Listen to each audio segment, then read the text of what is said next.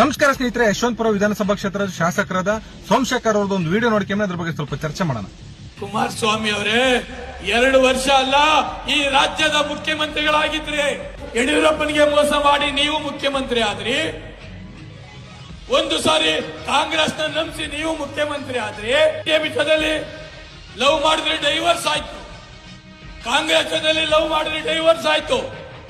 ಈಗ ಬಿಜೆಪಿ ಜೊತೆಲಿ ಲವ್ ಮಾಡ್ತಾ ಇದ್ದೀರಿ. ಮಾಡಿ ನೋಡಿ, ಸೋಮಶೇಖರ್ ಸಾಹೇಬ್ರು ಏನ್ ಹೇಳ್ತಾ ಇದ್ರೆ, ಯಡಿಯೂರಪ್ಪನಿಗೆ ಮೋಸ ಮಾಡಿ ಮುಖ್ಯಮಂತ್ರಿ ನೋಡಿ ಸ್ವಾಮಿ, ಅದು ಮೋಸ ಮಾಡಿ ಮುಖ್ಯಮಂತ್ರಿಗಳಾಗಿದ್ದಂತದ್ದಲ್ಲ. 20 ತಿಂಗಳು ಅಂತೇಳಿ ಅಧಿಕಾರ ಹಂಚಿಕೆ ಮಾಡ್ಕೊಂಡಿದ್ದು, ಅಧಿಕಾರ ಹಸ್ತಾಂತರ ಮಾಡಿದ್ರು ಕೂಡ ಬಿಜೆಪಿ ಪಕ್ಷದಲ್ಲಿ ಭಿನ್ನಾಭಿಪ್ರಾಯದಿಂದ ಅವರು ರಾಜೀನಾಮೆ ಕೊಟ್ಟು ಚುನಾವಣೆ ನಡೆಸಿದ್ರು.